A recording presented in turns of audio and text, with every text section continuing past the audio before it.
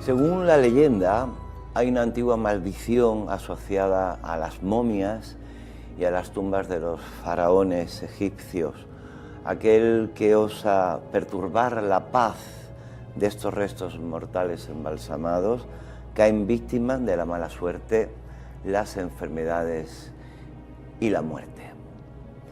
Hoy, en Historias desde el sótano, la maldición de la momia. Y están con nosotros, conmigo en este caso, María Mateo, una gran amante de la egiptología. Gracias. Hola.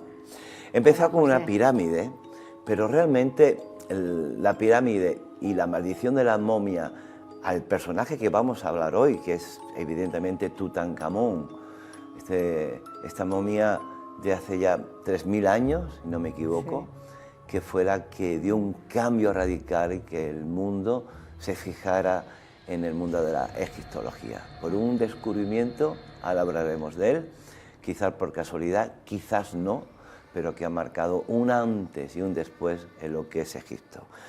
Las pirámides no están cerca de lo que son la tumba de los reyes o de las reinas, no está bastante lejos, pero sí es cierto que en el mundo, sobre todo en las películas, son conocidas el tema de las momias por dos cosas, sobre el tema de estos enterramientos, porque se encuentran fabulosos tesoros escondidos y también llevan consigo una desagradable maldición. Antes de entrar a hablar de este jovencísimo faraón, que ha pasado la historia por pura casualidad, por paradoja, y de tus trabajos en Egipto, quiero irme directamente a cómo el cine en su momento, y siguen tratándolo hoy día, pero trató Hollywood al tema de la momia, y que de ahí nos ha venido siempre esta idea constante del terror, de la maldición de la momia, ¿no? Que también hablaremos de ello ahora en un momento. Pero vámonos ahora con esta película de 1932, creo que es, de La momia con Boris Karloff.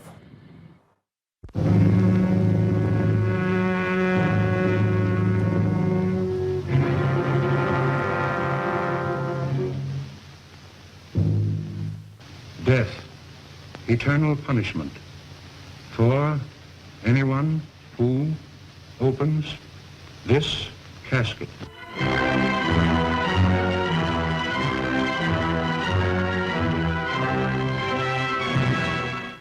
The mummy.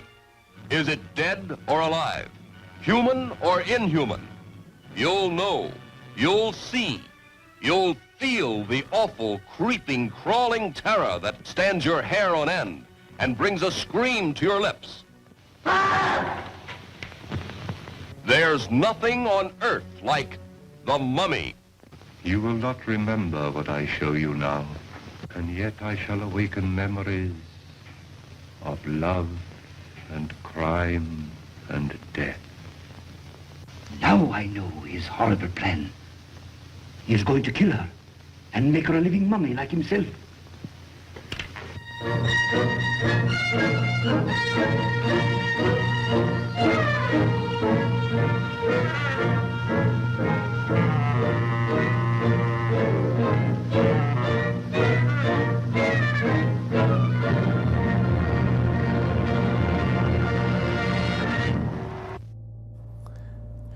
Bueno, pues esta película fue la que va a causar que el mundo de Hollywood, el tema del cine, digamos, cambie todo el tema del descubrimiento de la tumba de Tutankamón y se hable de la maldición.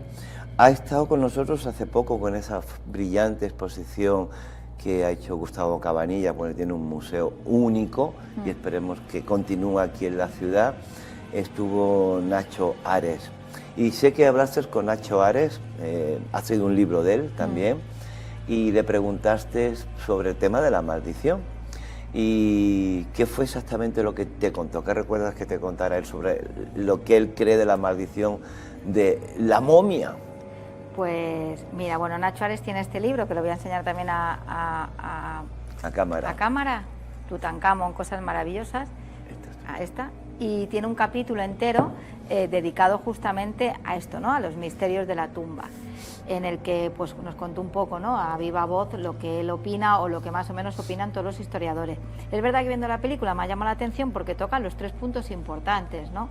Es verdad que Lord Carnarvon y Carter hacían sesiones de espiritismo y creían mucho, pero también eran cosas de la época, yo imagino. Entonces Thelma, que era su espiritista, ¿no? Su brujilla de mesa, sí. Es verdad que ya les habló, ¿no? De todas estas, de los peligros que podían llevar, ¿no? Si descubrían la tumba, y entonces él lo cuenta eso en sus libros, y veo que la película la ha tocado muy bien, ¿no? Lo del espiritismo. Luego es verdad que lo que pasa, ¿por qué nace esta idea, ¿no? de que hay una maldición? Cuando Carnarvon encuentra la tumba, él le vende todos los derechos al Times, a un periódico inglés, con lo cual es el único que puede hablar sobre lo que es la tumba. Entonces los demás periódicos se tienen que nutrir, y entonces inventan o sobreinventan, o quizás lo vamos a ver, diferentes puntos que a lo mejor desde el momento que lo estudia la ciencia quizás es verdad que haya una maldición. Entonces hay bastantes puntos que entran un poco a jugar en ese tema, y eso es un poco lo que cuenta Nacho, ¿no? Pero desde el momento que la ciencia se involucra y lo estudia es porque hay algo, si no la ciencia no se metería.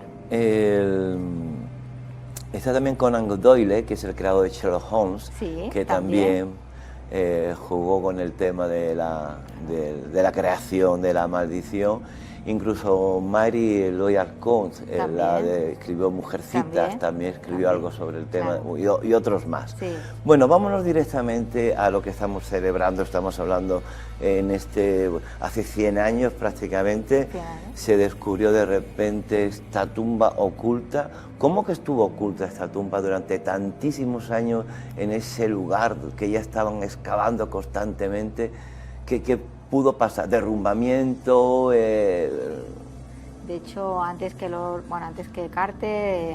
Carnarvon le dieran el permiso, ¿no? Para excavar en el Valle de los Reyes, el antecesor se va porque dice que ya no hay nada más, ¿no? Dice, aquí ya no queda nada más, entra Lord Carnarvon en acción, y de hecho Lord Carnarvon les va a retirar ya la ayuda a Carter porque dice que ya no puede más, que ya... Un inciso, hay que decir que Howard Carter es el que está investigando sobre averiguar dónde se encuentra esta tumba, que está buscando una tumba. Tampoco sabe exactamente lo que está buscando, aunque creemos que sí, y el señor Lord Carnarvon es el que pone el dinero. Que pone el dinero, que tiene que ir a Egipto, bueno, pues tiene problemas de salud y se pasa allí los inviernos, es el que financia.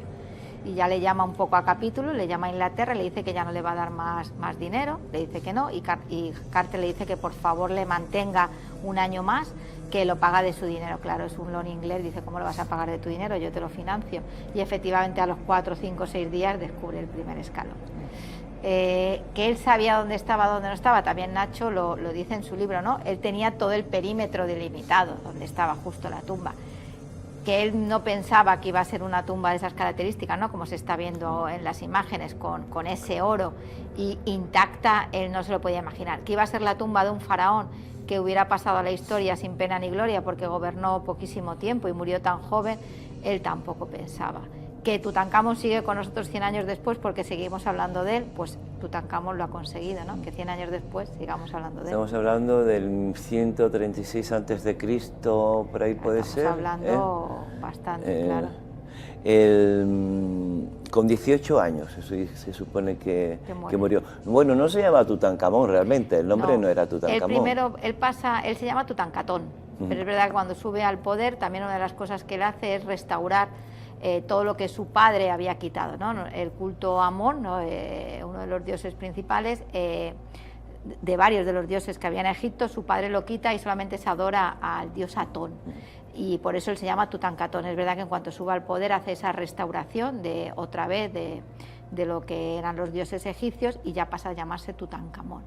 El Valle de los Reyes está a unos 650 y tantos kilómetros de Egipto, que no está del Cairo, y de Alejandría mucho más. O sea, a veces la gente piensa que no han ido a Egipto, que están todos muy cercanos y que las tumbas que hablamos están dentro de las pirámides, pero claro, no tiene nada que ver. Estamos a 650 kilómetros desde el Cairo, o sea, hacia el sur, hacia lo que es la presa de Asuán, cerca de Luxor, lo que fue antigua Tebas también. La antigua Tebas.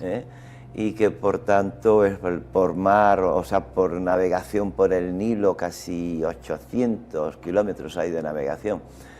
Es un lugar mágico el Valle de los Reyes o Valle de las Reinas. En el libro, en el cuaderno de viaje tuyo, que es este que estamos viendo aquí en pantalla, donde te veo a ti, que has visitado la tumba de Tutankamón, la original, porque hay hoy una copia exacta en la casa de Carter, justo hay una copia exacta. Y estás trabajando allí, ahora nos contarás qué es lo que haces en Egipto, en tu tesis doctoral, y que es un lugar mágico, ¿verdad? Sí, tiene todavía, en las conferencias lo hemos estado hablando, tanto Inma como Belén como Nacho, ¿no? Que Nacho ha ido muchísimas veces, como yo, todavía sigue despertando una magia que es imposible explicar, es decir, que te tienes que ver allí para poderlo describir. Es que todavía es un sitio mágico, es un sitio donde todavía se guarda toda esa historia y esos fantasmas que ellos hablan, ¿no? Esos espíritus buenos y malos que hay. Bueno, está también, que la leyenda está. Aún se siguen excavando, se sigue todavía la esperanza de encontrar otra tumba como la del joven Tutankamón. La tumba de su madre todavía se cree Nefertiti, ¿no? La vamos a descubrir algún día, se cree. Vamos a ver, ahí está el asunto. Lo que pasa es que está también el gobierno egipcio ahí detrás, que esa es otra historia. ¿Qué pasa con el gobierno egipcio? Porque cuando se descubre la tumba de Tutankamón, estamos viendo imágenes de todas formas solapadas, de todo el ajuar, un poquito mezcla de todo un poco, pero claro, no es que se descubra todo de repente. No. Ahí se llega a una cámara y después viene otra hasta que se llega a la momia que estamos viendo aquí detrás de nosotros. Sí. Ellos tardan 10 años en terminar todo su trabajo. Él empieza el 4 de noviembre descubriendo el primer escalón, el 24 de noviembre diciendo que ves cosas maravillosas, y de allí hasta que termina pasan 10 años. En esos 10 años, en abril muere Lord Carnarvon, que es ahí donde empieza la maldición, la más famosa maldición. También muere el mismo, es que al momento que el hombre muere, las luces del Cairo se apagan completamente y su perrita en Gran Bretaña muere, ¿no? A la misma hora en distintos sitios. Entonces es todo como una... Mira, eso es una cosa muy curiosa. Susie, su perrita, muere a la misma hora, pero en su casa de Carnarvon, que muchos lo conocerán porque la casa de Carnarvon es donde se ha grabado la serie de Downton Abbey. Es la misma, es la casa de los Carnarvon. Aún existe la casa suya que estuvo allí, en tu libro de viaje. La casa de Carter está ahí. Ahí, por ejemplo, ahí muere el canario de Carter, muerto por una serpiente, y ahí es donde creen que empieza la maldición, porque el canario es amarillo, es el oro, es el color de los faraones, y justamente lo mata una serpiente, que es también un símbolo fundamental de los faraones. Creen que ahí es donde empieza la maldición. Yo tengo puesto que en el 5 de abril del 23 muere Carnarvon, dicen que de una especie de microorganismo, que no tiene, ya se ha sabido que no puede ser. De un mosquito, parece ser, dicen. Después de su hermano, Andrew Herbert, que estuvo en la tumba en el 23, Arthur Mece, que fue el que rompió el muro en la tumba cuando se abre el mausoleo, digamos. Archibald Douglas Ray, que es el encargado de la radiografía, que se va a hacer más tarde, también muere. George Gould, que era el magnate de ferrocarriles, amigo de Carnarvon, que muere después de visitar la tumba. Richard Berthe, secretario de Carter, también muere con 49 años. Lord Bursey, que es el padre del secretario, que se suicida. Luego, cuando se suicida y le llevan en el coche fúnebre mata a un niño en el trayecto, es decir, que es todo... Es todo una historia, claro. Está el Lord Lyttelton, que es arqueólogo del Museo de Nueva York, que muere de un infarto en el 34. Total, que hay una serie de relaciones que están, aunque el señor Carter vive mucho más tiempo.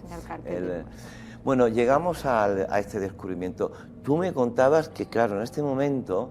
El Lord Carnarvon, que daba el dinero, le dijo: mira, ya si no descubres nada, yo no te dejo más dinero. Y oye, y al poco tiempo descubre la tumba. Hemos hablado que quizá él ya sabía, tendría ya alguna intuición, y esa intuición suponemos que tendría ya un conocimiento anterior, por tanto una información. ¿Quién, de dónde procedía o por arte espiritual? No, Carter empieza a descubrir objetos en diferentes tumbas donde ya empieza a haber un nombre, ¿no? El nombre de Tutankamón. Entonces, bueno, él va delimitando las zonas. Es verdad que el primer año de su campaña está muy cerca de la tumba, pero luego, como él es muy metódico, hace como un plano de campaña y se va yendo. Pero es verdad que el último año, donde Carnarvon le dice que ya no, él vuelve al primer sitio donde excava y justo encuentra el primer escalón. Entonces es verdad que él lo tenía delimitado. Nacho lo cuenta aquí en su libro. Hombre, tampoco no tiene sentido, si ya sabía dónde estaba, que tardara tanto tiempo. Tenemos una cosa, claro, o sea, son 10 años en catalogar todo lo que se va encontrando. Sí, bueno, y todavía se está estudiando. Y todavía se está estudiando. Hay objetos que no se han estudiado todavía. Es increíble. Cuando aparece, porque el tema de la famosa máscara de oro que está en el Museo del Cairo, que es de lo último que aparece realmente, bueno, aún siguen apareciendo cosas, pero en todo el esplendor de todas esas bellezas que van, y todas bastante apiñadas, como un camión de mudanza, sí, lo catalogamos el otro día, como si tú hicieras la mudanza de tu casa. Como si no fuera para él, sí, exactamente. Lo tienes ahí, ¿no? Como sí. el camión de mudanza. Puede ser que estuviera destinado a otra persona y que de repente tuvieran que inventar, sí, porque murió joven. Eso es lo que, por ejemplo, la conferencia de Belén, que estuvo muy bien, va sobre eso, ¿no? Sobre objetos de la tumba que se ve perfectamente que no son de Tutankamón, que son de otros personajes, además con nombres, se ve perfectamente cómo se ha hecho la Damnatio Memoria, que se ha borrado el cartucho. Incluso se han borrado también algunas. Sí, bueno, el cartucho, por ejemplo, los posteriores faraones, empezando por Horemheb, lo borró totalmente. Tutankamón está totalmente borrado de la historia. Pero es verdad que en ese momento se tuvieron que suplantar un poco lo que era para una reina, se tuvo que suplantar para Tutankamón, porque claro, murió tan rápidamente que no se le podía hacer un ajuar funerario. Nadie pensaba que fuera a morir tan joven. Claro. Tampoco nadie pensaba, que es lo que decimos, ¿no?, los historiadores que se dedican, ¿no?, los egiptólogos, que una persona que hubiera gobernado tan poco tiempo, que haya sido horquilla entre la 18 y la 19, que hubiera pasado sin pena ni gloria, sea tan importante a día de hoy. Es que hubiera sido un faraón, como lo titulamos nosotros, ¿no?, en esta campaña que hemos querido hacer y en el homenaje a Tutankamón, paradojas de la historia. Es que es una paradoja. Una paradoja. Está en la KV62, es ahí el punto exacto, sí, KV62. Bueno, tuvo que ser una pasada, ya digo, pero bueno, cuando se descubre toda esa piña de objetos, de repente el gobierno egipcio se enfada, sí, y quiere tomar parte de aquello. Carter se enfada y se larga. Sí. Se cierra aquello. Bueno, vienen cantidad de turistas, porque sí, tenemos novelas como la Agatha Christie, Muerte en el Nilo, todo aquello, que iban allí a hacer fotografía, a ver y a interrumpir. Sí. Supongo que este hombre se cabrearía, se enfadaría muchísimo a ver tanta gente de repente para ver algo que no se podía ver en aquellos momentos, ¿no? ¿Y qué pasó entonces? El gobierno egipcio dijo, para mí... Claro, el problema, yo creo que Carter no era una persona inglesa, y además con tan meticuloso como hemos visto su campaña, pues llegó un momento que allí debía entrar la gente como le daba la gana, le interrumpían, y entonces, bueno, no llegó a un acuerdo con el gobierno egipcio, se enfadaron y le quitan las llaves. ¿Un año? No sé si un año o dos, bueno, eso no te lo puedo decir. Lo único que sé es que él se dedica a hacer conferencias por Estados Unidos y por Canadá, a lo mejor por eso, a lo mejor fue más de un año. A todo esto la tumba cerrada. La tumba cerrada, y él se dedica a hacer conferencias, porque tampoco tiene Carnarvon ya muerto, él tiene que... y se dedica a dar conferencias y recaba en España, porque él es amigo del duque de Alba. Y de hecho ahora hay una exposición en el Palacio de Liria sobre todo esto, Y entonces es el rey Alfonso XIII, que eso no lo sabemos, ¿no?, el papel que España jugó en todo esto. Gracias a Alfonso XIII, una carta que manda al gobernante egipcio para decirle que reanude las conversaciones con Carter, que le devuelva la llave y que deje de terminar su trabajo. Y gracias a Alfonso XIII, Carter vuelve a Egipto. Así que gracias a nuestro rey Alfonso XIII, el primer rey que vino a Melilla a visitarnos, fue el causante de que el señor Carter continuara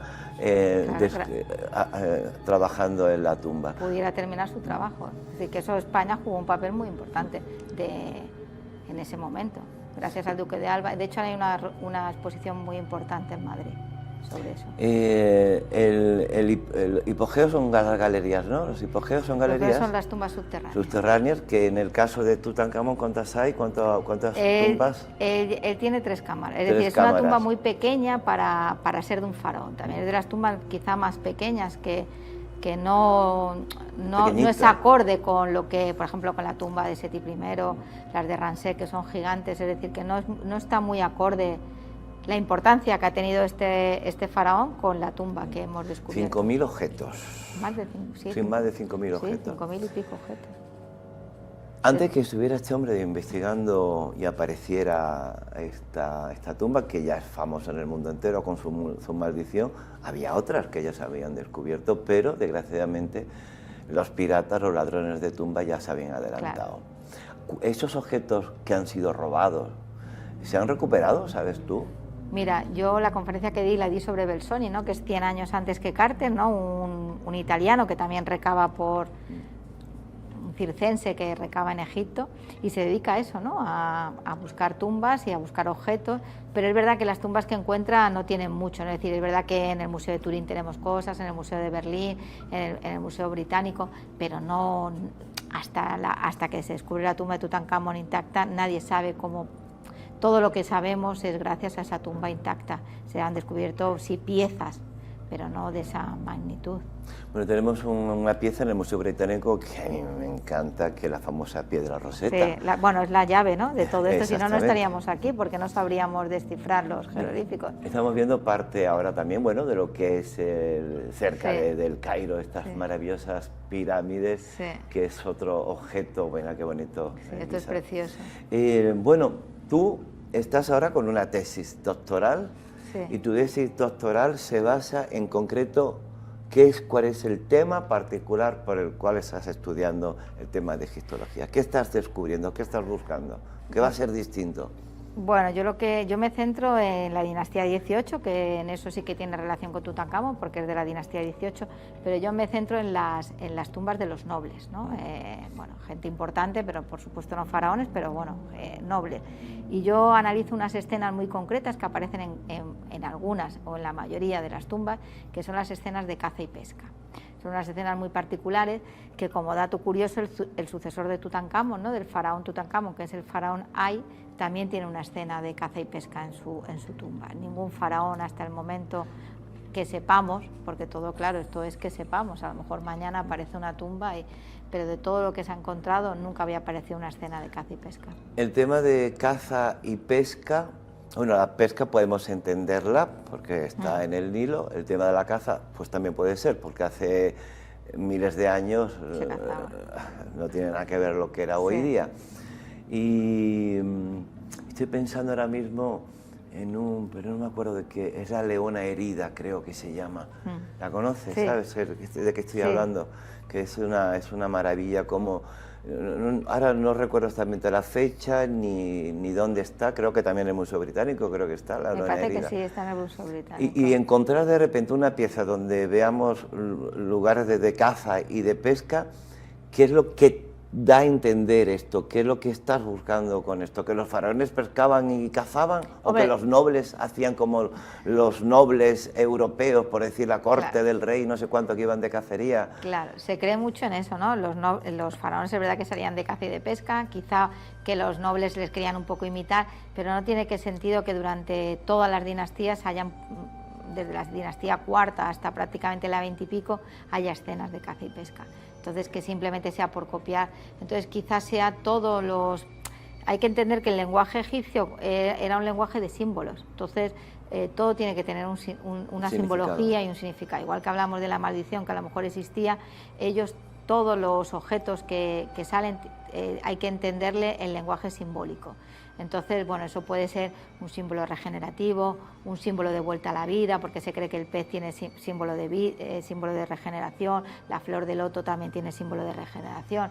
Entonces, todo puede ser como un poco, porque los egipcios, hay que pensar que su misión principal es no morir nunca. Ellos nunca piensan en el más allá, porque no es el más allá, es como el más acá. Ellos no mueren, ellos es una continuidad. Entonces, por ejemplo, Tutankamón lo ha conseguido, ¿no? Seguimos hablando de él. Entonces, ellos también lo que pretenden, ¿no?, los nobles, que no se pierda su nombre, porque mientras que les sigamos nombrando, ellos seguirán vivos, ¿no? Ellos de hecho tienen esta cruz, ¿no? La cruz de la vida. Bueno, vienes que con amuletos. Yo vengo con todos mis amuletos por si cierto. acaso hoy me pasaba algo aquí hablando de Tutankamón. Vamos a ver, podemos sacar un plano de sus amuletos que ha venido por si acaso la maldición también nos seguía. Por si acaso la maldición nos seguía, hemos puesto aquí la cruz. Aquí, mira, aquí tienes mira, tu aquí, cámara. la cruz. La cruz exactamente... La cruz es el símbolo de vida, es el símbolo Aj, es el que se respira cuando mueren los faraones o cuando muere cualquier persona. Bueno, así que se ve aquí Sí, así un perdona. poquito, así. Es el aliento de vida, ¿no? Con eso ellos se vuelve a la vida, ¿no? Es como lo que nosotros llamamos efectivamente como el suspiro para darle la vida. Y el luego escarabajo. este es el escarabajo, que es el principal también transmisor que va siempre acompañado del sol, y es con el que renace la vida, con el que cada día empieza la vida, ¿no? El escarabajo que acompaña al sol cada día en su renacer. Mira, esto es una pirámide, ¿no? Sí. Anda, móntala. En este plano que tengo aquí está donde, no sé si lo vemos bien ahora, justamente todo en el libro de viaje de María, está todo aquí justamente, ahí lo tenemos, todo lo que es el Usor y todo el tema de excavaciones que se están realizando en la actualidad, tanto en el Valle de los Reyes, que está aquí arriba, Valle de las Reinas aquí. María está justamente en esta parte, aquí, tocando esta parte que se supone que es la parte noble, pero está todo esto todavía excavándose constantemente, que es un trabajo que consigas hacer la pirámide. Ya, acaba el programa y no lo he conseguido. Venga, inténtalo. Bueno, María, pues para finalizar, un aliento. Porque mira, una de las cosas de que nos gusta de la egiptología es gracias a esta tumba. Sí. Estoy pensando en tantísimas civilizaciones que se han perdido en la historia porque no ha habido un descubrimiento o porque ha habido alguien que ha robado, ha destrozado esas civilizaciones. Me estoy acordando ahora de Palmira, las ruinas de Palmira, entre otras tantas civilizaciones, ¿no? ¿Qué pasa? Y que gracias de repente a un empeño de una persona estemos hablando todavía a lo largo de todo este siglo de algo que ocurrió hace miles y miles de años y que se investigue sobre la civilización de Egipto, que es un mundo y que todavía aparte. La gente le motiva, la gente quiere ir, la gente todavía siente esa energía, y que gracias a eso, ¿no? Al descubrimiento y a esa egiptomanía que nació gracias a Tutankamón, la gente tenga tanta ilusión y tantas ganas de visitar, ¿no? Que es un país que gracias al turismo pues puede seguir explorando y investigando toda la historia antigua, porque para eso está claro que lo único que se necesita es dinero. A ver, te pongo la pirámide. Pongo la pirámide porque yo no sé cómo... La pirámide es un juego esto, ¿eh? Es un juego. Tengo dos piezas. ¿Cómo formar una pirámide con esto? Por cierto, según la historia, y es lo que siempre nos llega a todos, porque gracias a Tutankamón cambió un poquito, pero si no tendríamos a Cleopatra VII, que sería la última faraona de Egipto, ¿no? Mira, vamos a poner el triángulo. Aquí un planito, bueno, voy a subir aquí arriba, así. Esto lo pongo aquí, y ahora este... Ay, qué total. Ahí tenemos la pirámide. Es una tontería, pero... No, pues mira... Cleopatra VII, la última Cleopatra de Egipto, que pasa a la historia por una historia machista, también es cierto, muy machista, desgraciadamente, porque tuvo que ser una mujer de estas fuertes y importantes, pero que es más conocido Marco Antonio y Julio César que ella, cuando realmente la protagonista real de toda esta historia era ella. Nuevamente vuelven las historias de hombres a ocultar historias de mujeres. En este caso es un hombre. Sí. ¿Alguna mujer que trabaje como tú en el mundo de la egiptología y que quiera hablar, destacar antes de despedirnos, aparte de Nacho Ares? Mi compañera de... Déjame tú el libro que lo muestre también. Nacho Ares, ¿eh? Nacho Ares. Mi compañera del cuaderno de viajes, Belén del Barrio, que es una doctoranda como yo, y por supuesto Inmaculada Vivas, que es nuestra profesora de tesis. Como ella, podría nombrar muchas, ¿no? A Gema, es que hay tanta gente en el mundo de la egiptología. Pues cosas maravillosas, 100 años de descubrimiento, Tutankamón, de Nacho Ares, un libro que todo amante de la egiptología tiene que leer. También nos habla aquí sobre la maldición. Tiene un capítulo entero. de la momia. María, muchísimas gracias por haber estado con nosotros en Historias desde el Sótano. A ver si te veo otro día. Vale. Hablamos de otro tema. A vosotros, encantada. Gracias. A ti. Nos vemos aquí en Historias desde el Sótano.